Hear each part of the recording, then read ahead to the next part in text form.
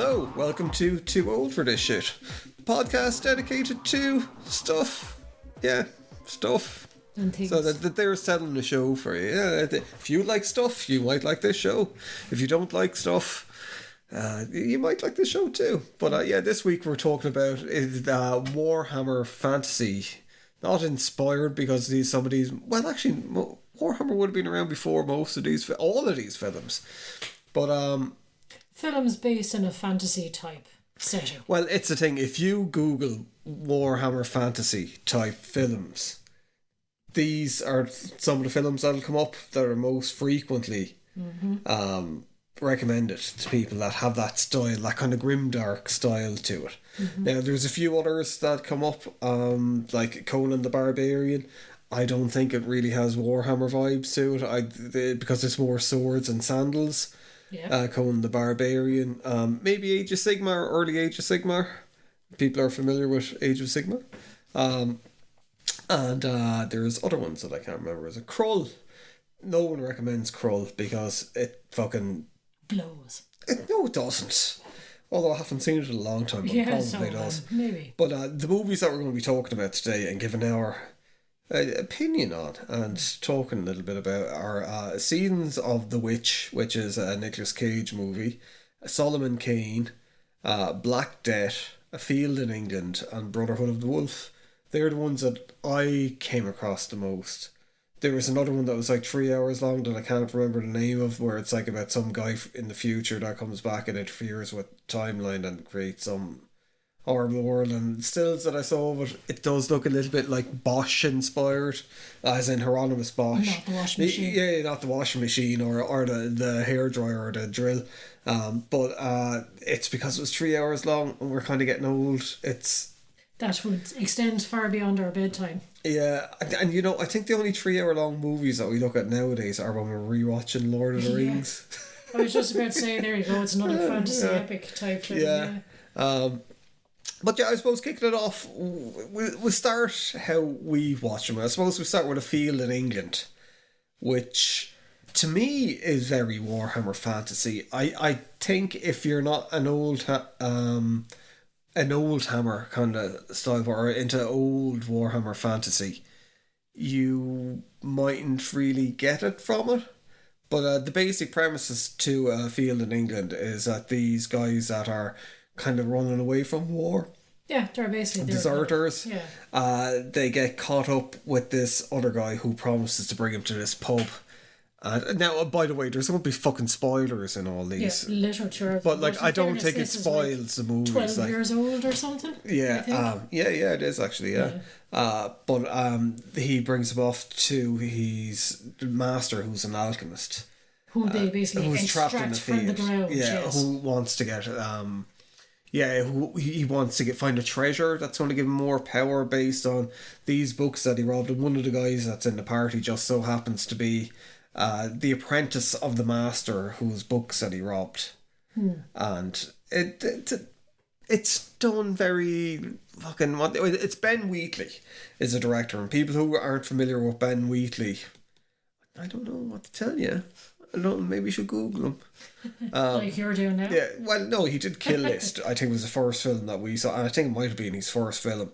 The last film that we saw of his was In the Earth. There was like about sound in the earth, like they went off people where it was nearly a post-apocalyptic thing. I think so, yes. He's done a fucking... and as well, The Meg 2. Yeah. Was top notch. Yeah, which is very unusual to have him do that, because a lot of the movies that he's done and shows that he's done, they've been... Rebecca, kind of relatively highbrow, I suppose. Yeah, I suppose so, yeah. But it's like A Field in England is definitely folk horror.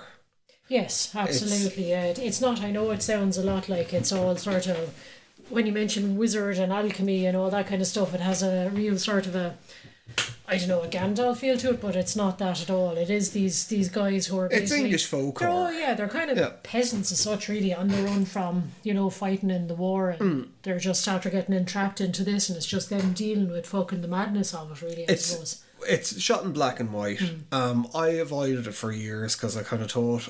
I thought that it was a short movie, to be honest with you. I don't, the way people talked about it. It has to when look it like came either out. a student or an art house movie. Yeah, Right, well, it was very low budget. I think it was financed by Film 4, which is like an English subsidy of Channel 4, an English TV station. But it's very much, I think, in the realms of like good folk horror. Like The Wicker Man, a lot of people go to when they're talking about folk horror as like the be all and end all. The Wicker Man, I think, is alright. I think it's a bit boring on kind of repeat views. Once you know where it's going, like, I think, it's great the first time you see it, if you go into it kind of like with no expectations or knowledge. Yeah, the second time I think you're kind of like looking for clues. You know, you're like, oh yeah, that's what this is about, that's what that's about. But over time, like, I mean, The Wicker Man is a classic for a reason, but I don't know. Oh, Jesus Christ. Yeah. Oh, God. But it's not meant to be funny, but it is kind of funny. But now it's so revered, I think people don't recognise the comedy in it. Whereas like A Field in England is very funny, I think. Very dry. Intentionally funny. Like it's through the cast that are in it. It's Reece Shearsmith, who would have been in League of Gentlemen. What's his name from The Mighty Boosh? Julian Barrett, yeah. Pops up in it. And Michael Smiley as well, who I'm nearly convinced that Michael Smiley was Super Hands in...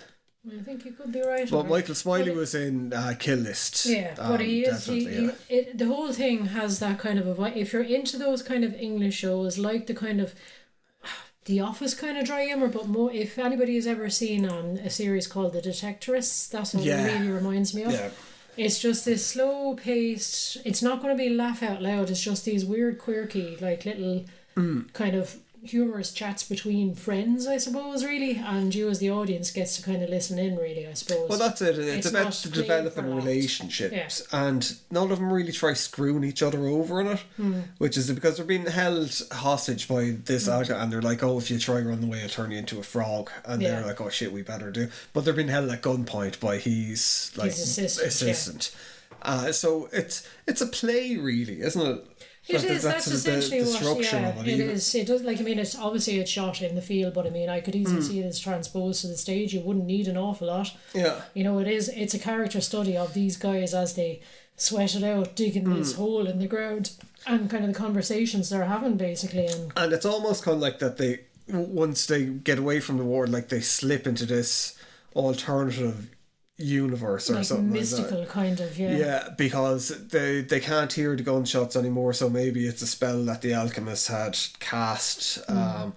But it's just there's something fucking, I don't know, I can't put it into words. It's very charming, I think, and as I said, the humour is just, it's just this offbeat kind of, again, if you like the League of Gentlemen, that kind of thing, it's that kind of weird British humour, but not stiff upper lip British. But like, there is horror in it, and it's not where you'd expect it to be as well. There's a few bits like when Reece Shearsmith gets, I suppose maybe a spell put on him, tortured, but you don't see it happening, and he comes out and his face is just all contorted, and he's like trying to, kind of like a fucking sniffer dog going around. But it's that thing that Ben Wheatley does really well with these weird slow kind of shots that you wouldn't think are going to be horrific. Disturbing, it's very disturbing listening to it, but when he does, it's just the way he holds himself. And then it's like, I mean, the inevitability of what happens to all the guys in it is really sad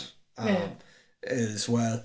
And of course, they're like, I mean, you know, they're, if you want to go with the sort of the realms of all the how does it fit into Warcraft and all, or Warhammer and all the rest, it's, you know, you have your diggy hole, you're basically trying to find your treasure. It's these sort of like grimy, dirty peasants, and at the end of the day, I suppose the true treasure might have been the friendship that they all developed. Well, that was what oh my god, yes, I suppose it was really, but it's, if people who are familiar, say, with the old world in Warhammer, the way a lot of the stories are written, where it is that there was like quite a bit of humour in the old things. Like you wouldn't have been into it at this stage, but when I was like, say, 12 and 13, the way a lot of it, and I think the Warhammer Fantasy role-playing game has that kind of worked into it. I think that's the closest to it. But it is that thing where it's like these kind of normal people that are rolling around in the shit.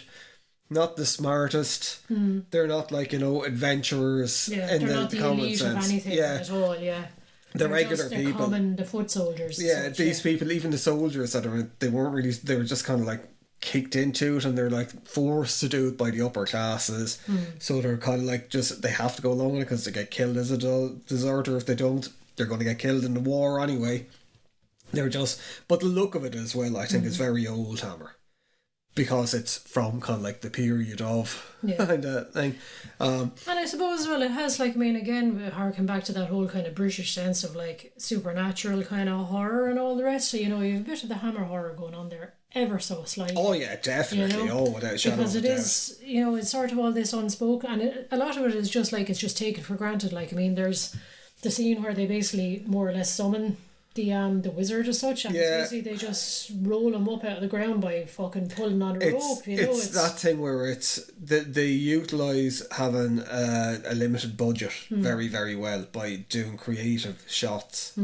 And that's what they do, where it's like you get the feeling of this thing, they're pulling the rope and they basically pull him up out of whatever he's in, but it's done in a way, and it kind of rotates. I think for people that aren't maybe British or Irish, there was a lot of fantasy stuff done in the 80s and the 70s in England and Ireland where they were done with no money, but it's like Merlin on the BBC and all that kind of stuff. Like Robin of Sherwood, and they did things like that where it was because they were like, oh no, let's just get the camera to spin around and to make people feel queasy and just use sound effects to give that otherworldly, Robin of Sherwood, the music by Clannad really made it I think elevated it probably beyond the budget, exactly, with it.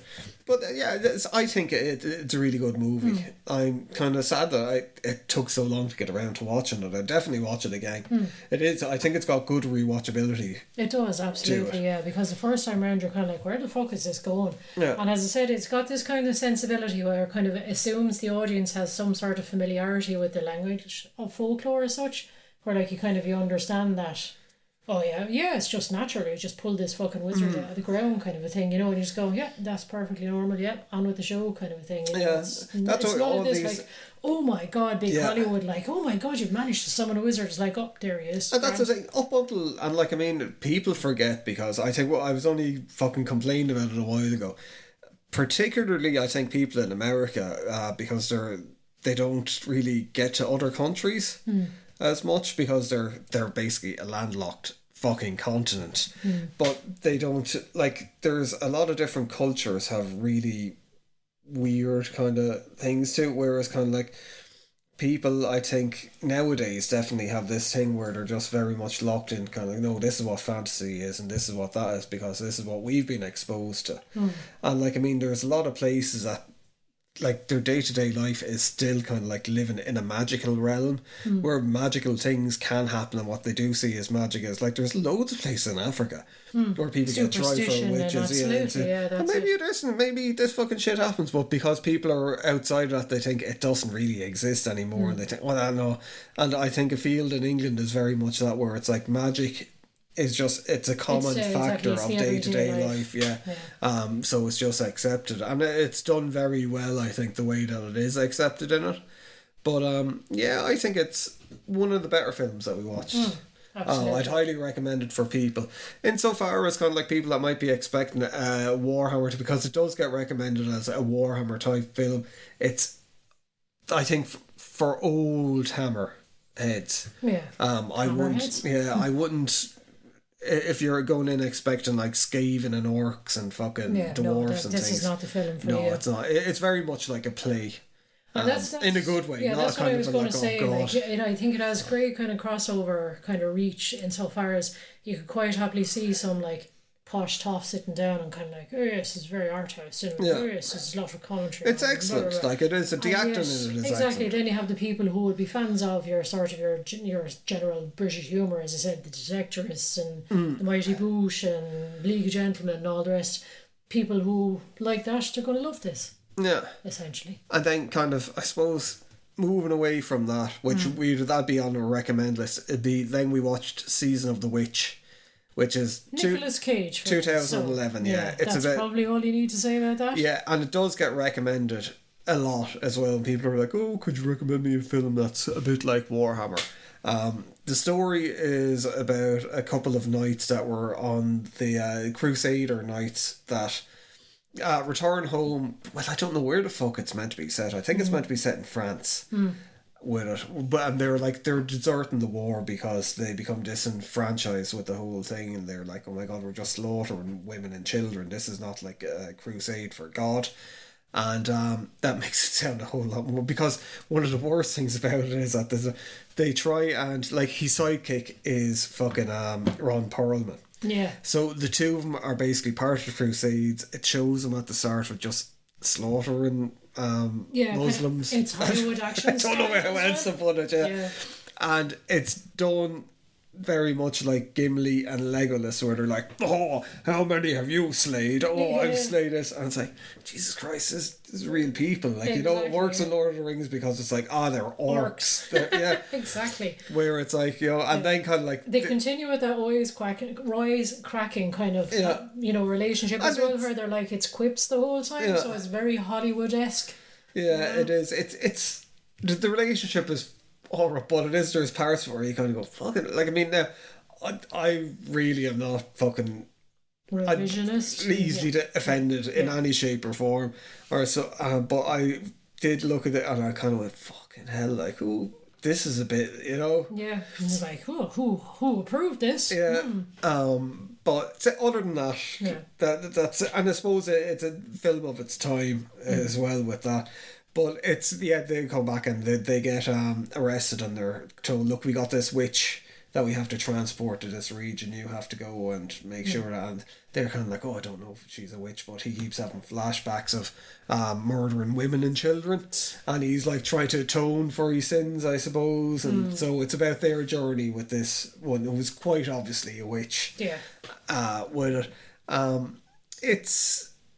I suppose it is a bit Warhammer-y. There has a look of Warhammer about it at times. It's like the Witch Hunters, maybe in more time, a little bit. See, I'd have it on the same kind of par as, say, a Van Helsing. It's got that kind of vibe to it. Van Helsing gets recommended as well. The Hugh Jackman Van Helsing, which no, it's not. Yeah, but that's the kind of vibe I get with this. It's like Hollywood, big budget action. It's like, we'll throw in like a few buzzwords like witches and stuff. It's not grimdark either. Yeah. I don't. It is like that. It's that bombastic Hollywood thing, and as well, there's a lot of CGI in it, which is very dated. At the start of it, you see 3 women being hung, accused of being witches, and the monk is like, "Oh, we have to like put prayers on them or they'll come back," and the knight is like, fuck off, we're after kill, they're dead. Leave them alone. And of course the witch comes back and it's like, and it's a bit hocus pocusy. Yeah. And then like when it goes to thing, it's the plague and it's what do you remember it was fucking Christopher Lee in this? Yeah, he was. Christopher Lee is it's set in France. He was the Cardinal d'Ambrosio, who's after succumbing to the plague in the village. In fairness, that's very Norgal looking. Yeah, it's very hilarious. Well, hilarious. I say that, but it is. He's got all sort of pustulant kind of face, and it's all lip is hanging off kind of a thing, Yeah, but it's done well. The practical effects are done well. The fights are what you'd expect. It's a kind of a film that you enjoy it while you're watching it, and the minute it's over, you're like, oh God, what did I watch? No, not even that. It's just your brain just wipes it and it goes, there is 2 hours of entertainment, and I'm not going to draw anything out of it. I'm not going to be thinking about it later on. It's like eating a McDonald's, I think, rather than having a lovely meal that you'd be looking back on 10 years later going, wow, that was fantastic. You're right, actually. I can't remember. Wasn't there... there was like a young fucking monk that runs off of them, isn't there? Or something that they...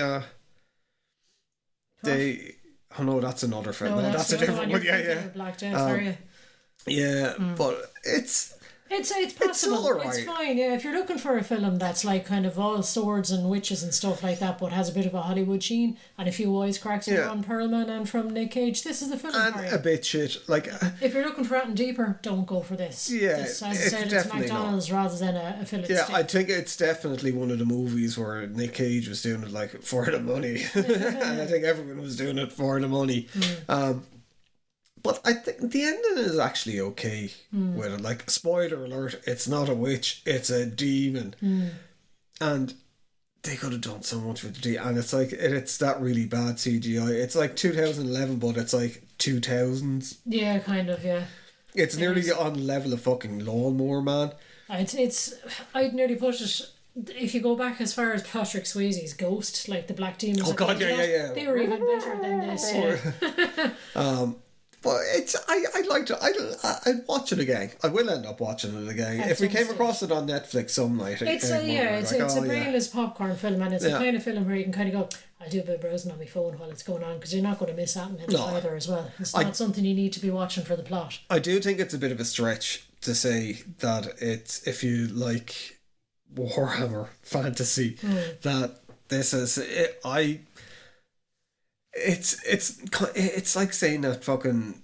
It's not really a fantasy movie. It's very much nearly like... they're trying to do a period piece with witch in it. Like, exactly. The witch, I think, is probably more into grimdark fantasy than this, but like people don't seem to recommend that at all. But like, I think this is just like, this is swords and this is like killing and there's a bit of magic, so they're kind of like, toss it into that universe there. That's grand. Yeah, it's just... I don't... the more thing, but like it's got... I think, looking at things, I think people are a bit kinder on IMDb compared to Rotten Tomatoes. It's got like 5.4 on IMDb, whereas on Rotten Tomatoes, I think it's 11%. Which I think is a bit unfair. It's not like that bad. Yeah, but as I said, it's a throwaway film. It's terrible because it's these kind of things. They're relatively big budget. They've got big names in it. A lot of work went into it. A lot of people involved in it. And it's kind of like, imagine working on something for like 6 months or whatever, and then it's just like, nah, at the end of it. Especially, you can see, even though the CGI is bad, like the costumes are very good in it. Ron Perlman is very good, but he does play the sidekick. Ron Perlman. Yeah, that's it all the way through. Where Nicolas Cage, he is kind of trying in it, but he's not really. He looks like he's having a good time. Yeah, he's not his usual manic Nick Cage in it. Yeah. Which is probably a good thing. But, I think this was like a bit more fun. Pre-manic Nick Cage. I think this is when he was doing a lot of those more. I'm serious. Yes. Yeah. I'm an actor. And it's that's the dog with his donut of evil. Squeaky donut. But yeah, I probably wouldn't recommend it, even though we're saying it's okay. It wouldn't be something, because I think that there'd be a lot of people, if you recommend, they go and look at it and go, "What the fuck are you recommending this shit for?" It's something you throw on if you're travelling somewhere and you're bored and you only have access to Netflix on your phone. Like we were saying, definitely not Warhammer. So it's not grimdark. Other than people are covered in shit in it, and that's like, it's the whole thing like with Excalibur. Where like Excalibur is a movie, whether Richard Boorman did it, and it was Patrick Stewart is in it in Excalibur. Patrick Stewart? Yeah, but it's the way the Excalibur or Monty Python and the Holy Grail is a piss take of Excalibur, and there is that bit in it kind of like, how do you know that we're knights? And it's like, you're the only ones not covered in shit. And that's pretty much what this is. Like, they go into a village and they're trying to cover themselves up with cloth, and so everyone else is like plague ridden and covered in shit, and it's like people are like, and it's like, we better get out here, they might find out who we are. And it's like, how did you manage to get from the Middle East to fucking France on your horses? Gathering a bit of dirt and grime, you should be a little bit sweaty and smelly at least, But don't look at it. Well, do. I love the way you're just gone into discussing hygiene. But then we watched, which is one of my favourite films. You say that about a lot of films now. I do, but one of my favourite films. But I do genuinely like it. I liked it when it came out. I was excited about it when it came out. Solomon Kane. and it's based on Robert E. Howard, who wrote Conan. His book, like people remember him best for Conan, but Robert E. Howard did a bunch of books like Cull the Conqueror, and there was, oh god, it'll come to me, but there was like a Celtic warrior as well. Maybe I don't know that one. No, Cull wasn't, no. But there was a lot similar to Conan, but Solomon Kane was a Puritan who was fighting evil. And this, I kind of hoped at the time when this was coming out, this is going to be the start of a bunch of movies, or maybe a TV show, because it does kind of feel like a pilot. Yeah, first episode. A high budget. Setting everything up, Yeah, but as I'll read the IMDb synopsis for it, because I suppose that's better. I only get caught up rambling on about the character. But he's a ruthless mercenary who renounces violence after learning his soul is bound for hell. When a young girl is kidnapped and her family slain by a sorcerer's murderous cult, he is forced to fight and seek his redemption, slaying evil. Now, I do think this is, even this, though this has become, like, say, well ahead in, say, years compared to Warhammer Fantasy, out of the lot of them, I think it is probably one of the closest to Warhammer, with the grim dark kind of vibe to it. The demons, the monsters, people being possessed. Yeah, cults. Yeah, cults. People following like a plague god kind of thing. And like the possessed war bands that are very much like chaos war bands going around, and like the big bad guy. Yeah. The chaos wizard at the end is very fucking, well, he's very Conan-y looking, but he is very Warhammer, and like it's basically a chaos warrior who's, spoiler, it's his brother, who was like risen from the dead. But there's an awful lot like the demons, I think, are fairly cool in it. I think they actually, surprisingly for a film like this, they spent a lot of time kind of developing character a bit. I mean, you had, Jesus, his name has gone out of my head now. What's his name though? It's in fucking, the Guildford Four. Fucking Pete. No, Pete Postlethwaite. Yeah. Who's like the dad that they come across. Exactly. Sorry, fucking hell, I don't know why it just went out of my head. Yeah, he wasn't in the Guildford Four. No, it was in the film, yeah, exactly. It was in the film about the Guildford Four. But no, it was like they spent a good while kind of developing his character. You know, he's like this kind of Puritan guy who's off to, you know, it's like, oh, they've been persecuted or whatever, they're off to the new lands, and he's bringing his family, and he's just a very good man, and comes across Solomon Kane on the road and offers him shelter, food, lift with us, and I don't judge you, and you might be a murderer, but you're not murdering us, kind of a thing. And a really nice family as well, really innocent family, where they're all just like, they see the good in everyone, and everything is lovely until they get killed. They do. When they get killed, you are kind of like, oh god, you do kind of, when you're watching it, you kind of go, surely. And this is where it gets, because the whole story of Solomon Kane was that he was a horrible bastard, like possibly one of the worst people ever to live. And he's going off robbing treasure for some place with his crew, and they kill fucking everyone in this place. Yeah, and then when his crew are kind of like, oh, I don't know if you should be doing this, he's like, screw you, I'll kill you if you turn and run. And he does. But they go into a room, and it's like this room of mirrors, and all these fucking demons come out, and like Death basically comes out and goes, oh, Solomon Kane, you're such a bastard, the devil sent me to claim your soul. And he's like, fuck this, and jumps out a window. So then he goes off, he gives away all his stuff to hide in a monastery, and like being the priests of the age, they're like, it's time for you to get out. And he's like, but I gave you all my fucking stuff. And they're like, but like, fuck off, go away now. Do one. So it's him trying to be a better person, even though he's this like horrendous. He's a fantastic killer. Yeah. That's what he does best. And then he's very like, skillful at murdering people with like his bare hands, never mind with swords. And it's him. It's nearly like a superhero fucking origin story, where he gets to the point where he's like, you know, I'm really good at killing. Maybe God just wants me to kill things. Yeah. And of course they kind of give his backstory in bits and pieces as well, so you see like why he was, you know, he was the brother, I suppose, again, spoilers here and all the rest. The father favoured the brother, and he was like, oh, you're fucking useless. So he was a bit like sort of fucking a bit more like Lord of the Rings, I suppose, with fucking what's their names? Faramir. Yeah, and Boromir, yeah. So he was the son that was just cast out, and the father was like, oh, you can fuck off if you don't like it. So fine, I will so, and he ran away from home, but not before he kind of pushed his brother off a cliff for basically trying to rape one. But there's some mad fucking shit in it. Like it's what I liked about it is that there's nearly like small little stories happen along the way. Yeah. Like there was one bit where he stops at a church in this like fucking plague-ridden village where people are after being killed, and there's like one priest alive, and he's just talking to him, and then you hear his noises, and he's like, what the fuck is that noise? And he opens it up, and it's all the villagers. They're like after turning into flesh-eating demons. Yeah. And he's like, that's my flock, I have to look after him. And he's like, how do you look after him? And he's like, oh, and then it kind of like becomes clear he's feeding him people, boots him there.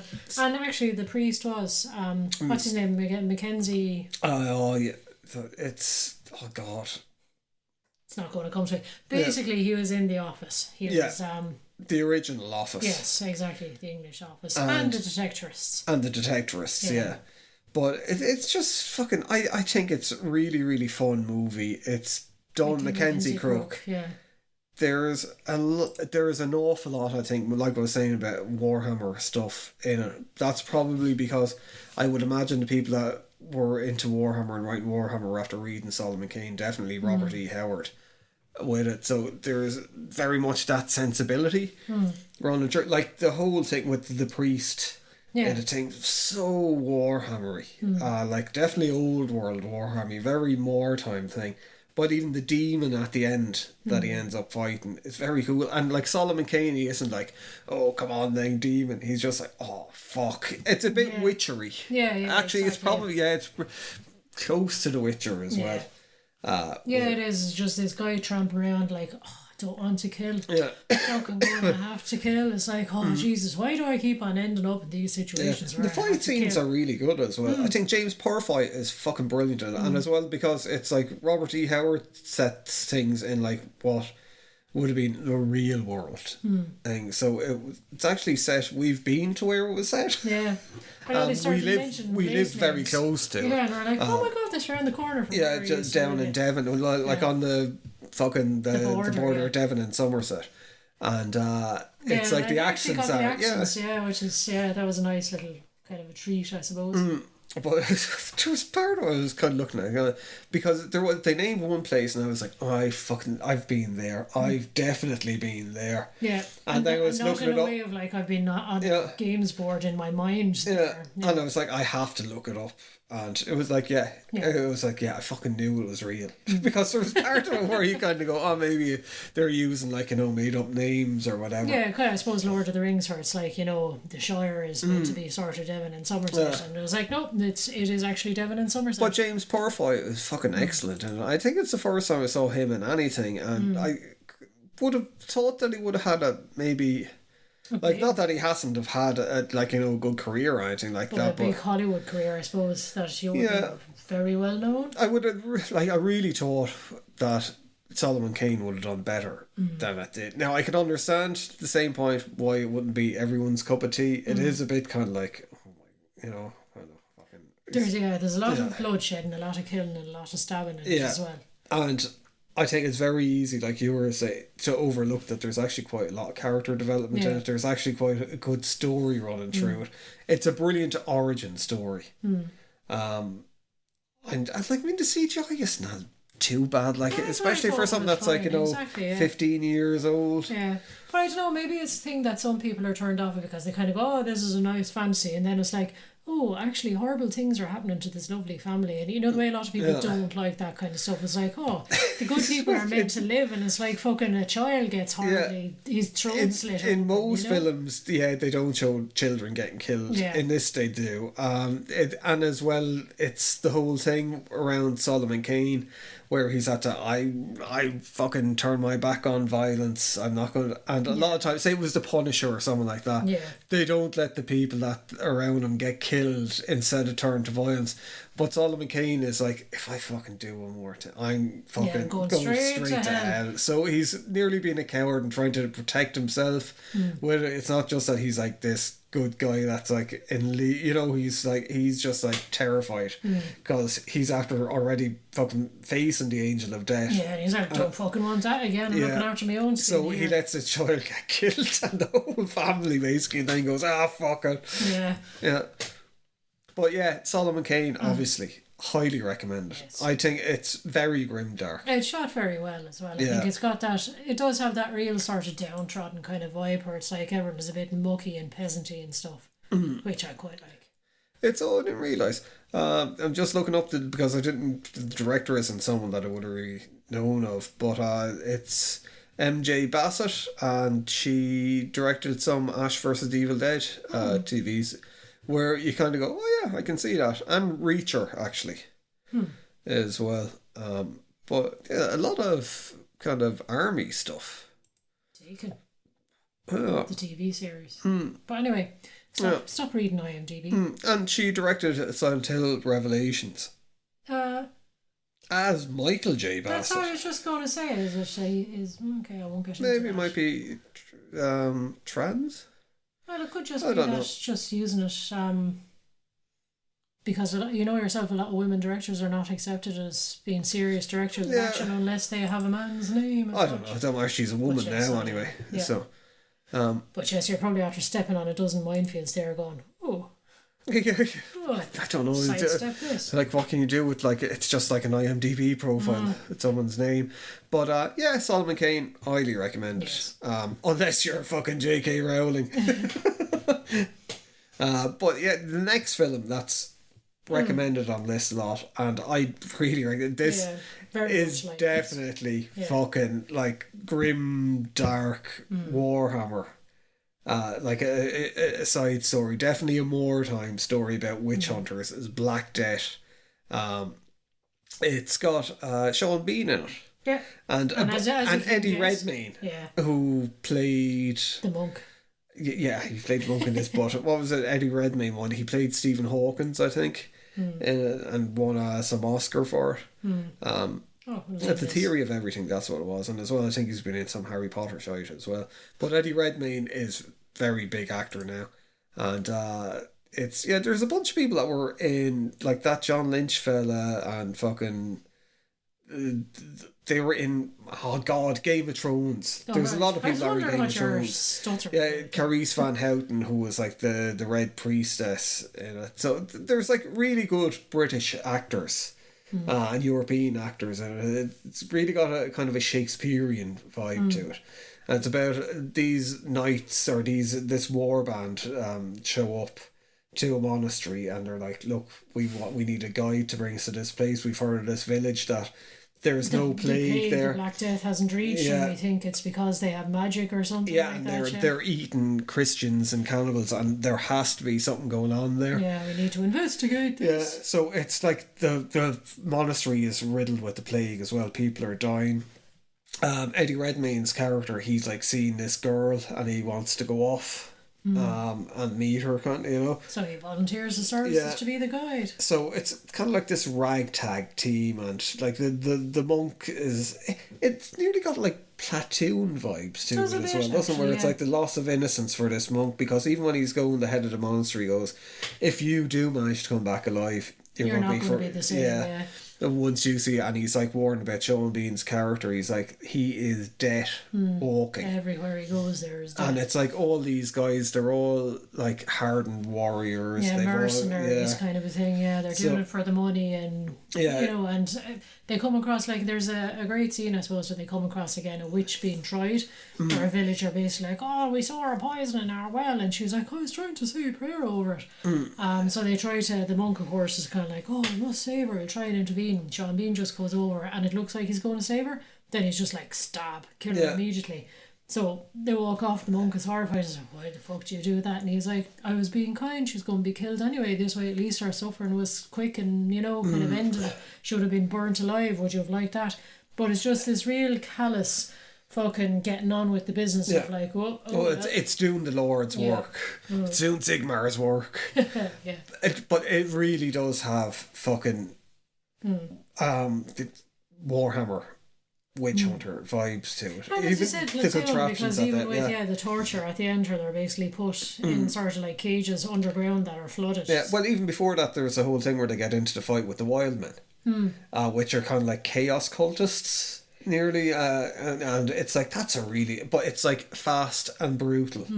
Scene. It's not like all this like lovely choreography where it's like on guard. It's like slash stab. Yeah, proper. It's like rah, and people biting fucking throats.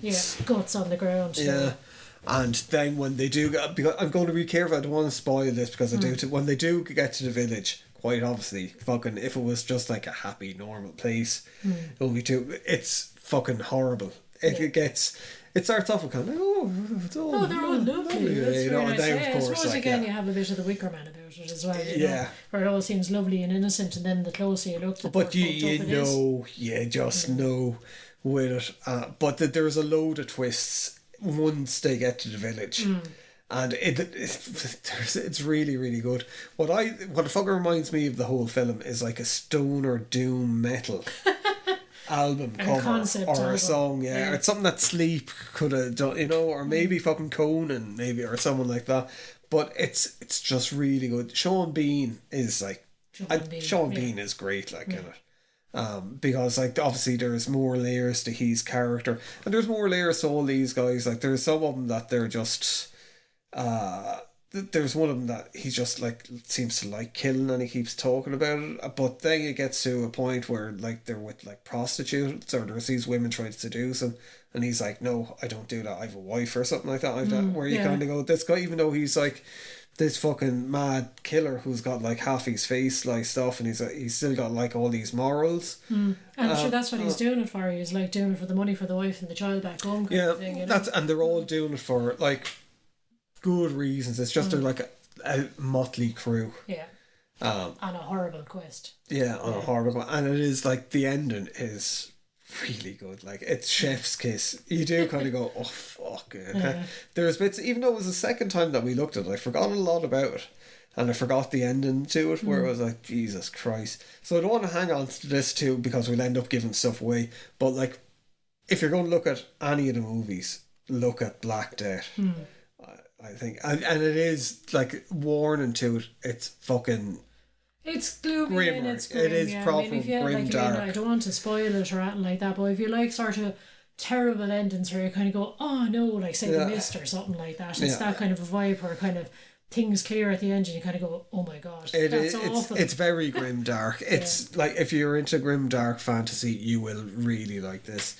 And it's like, what the fuck is wrong with IMDb? Like, it's got 6.4. I think this deserves much higher than 6. And this is what happens, like, people see these ratings, I think, if they're trying to pick it, and they go, look at something that's got like Fast and Furious says 9. Look at that. But yeah, it's really, really, really good. But yeah, the last film on the recommended things, because what ends up happening, I like doing podcasts like this, but then at the same point I'm kind of like, it turns into you're just going through fucking lists of things. But Brotherhood of the Wolf, people all the time say, the aesthetics of Brotherhood of the Wolf are very Warhammer Fantasy. They're not. It's just French. Like, what fucking period was it? 18th century. It's before the Revolution. Just very before the Revolution. But Brotherhood of the Wolf, it's, when we're looking at it, it's like, it has to be based on real life, and it is. It's loosely based on killings that took place in France by the beast Gévaudan. That the right pronunciation? Gévaudan. But it's the king sends this chap and his assistant, slave. I don't know what, to see that these people are being killed by a wolf in the region, and it's been going on for 2 years. And what's starting to happen is it's making the king look weak. That it's like, you can't stop this beast, and all your subjects are getting killed. Basically, So this guy and his manservant or whatever goes to basically investigate it and stop the beast, and there's a load of shit. And this is another one as well, I want to be careful, because there's a lot of stuff happens in this. It turns into a political fucking movie. There's like loads of there's like kung fu in it. That's the way I think it was sold at the time when it came out in 2001. It was kind of like kung fu meets period French kind of stuff, you know. But yeah, the one thing I'd say about it is some of it probably looks a little bit dated, but the cinematography was fucking there's some amazing bits. There's one scene in it where he's asleep and he's having this dream about this prostitute that he's with, who might or might not be bad or Yeah, good, you don't but know if she's good or it bad. kind of zooms out, and it's like a Frank Frazetta painting the way. So, but there's lots of bits and pieces like that. There's no, and even as I was saying, like even just sort of where they're standing outside of like the castle and they're talking on a parapet, and there's just all this beautiful like setting sun in the background, and the light is just fucking fantastic. It's like, you know, golden hour kind of a thing, but it's just shot absolutely beautifully. Now there's some very French weird sort of shots as well, like I mean the fantastic Oh, and her one where tits turned into mountains. Yeah. both of us, it was very serious very- up till then, and then it was just like you know, she's thrown back across this bed and her boobs, and then it just suddenly transitions into these snow covered mountains. It's very burst funny. out. I think it's meant to be intentionally kind of funny it is as well. hilarious. Like, but it does have kind of Warhammer vibes to it, but it reminded me more of like a Witcher tale. Yeah. Because it is this guy, and even kind of near the end, it turns into the Witcher out and out. It's like the guy that's in it. He doesn't really see much action, and then fucking all of a sudden at the end, he turns into this fucking killing machine. But like the werewolf in it, or the wolf or whatever, the beast in it, It's supposed to be, yes, exactly. is done very, very well. Vincent Cassel is in it as well as the love interest's weirdo brother who comes back from Africa, a changed man. Yeah. But he's very like Very creepy, isn't he? Yeah. And that's something I thought was fantastic. The version that we saw was dubbed in English. yeah. And even though it was dubbed and all the rest, it's not Kind the of forgot original thing. after a while. That's you actually kind of the characters themselves. It was like they were all, if they were meant to be creepy, they were fucking creepy. If they were meant to be, you know, sort of like heroic or whatever, then you got. Do you know what I mean? You kind of forgot that was dubbed over, and as well without the benefit of the original voice acting as well. It still is fantastic. It still holds up so well. It's way better. Like I think we might have been a bit stoned when we saw it at first because I forgot a lot of it, and it was a film I was like, oh, I don't really want to look at this again because I thought it was quite boring and nothing really happened there. It's not. No, there are loads happened. There are moments in it. It's a bit slow starting, I think, but then when it does start, it's got like a lot of horror elements in it. It is like, I keep comparing it to The Witcher. If people are familiar with The Witcher, with the game in particular, it's like a big side quest in it where there's loads of different offshoots, things start happening. He's meeting different characters, and just the way that he acts, he's very much like Geralt, and he lets his hair down near the end of it, and he's fucking Geralt. Yeah. Even just the way he has two swords and shit. It's Samuel Le Bihan. I don't think I've ever seen him in anything else other than this, but he was fantastic in it. He is really, really good, really good. But everyone in it is fucking good. Everyone, like, I mean, you totally got the sense of everyone's, you know, everyone had their own fully fleshed out, developed character.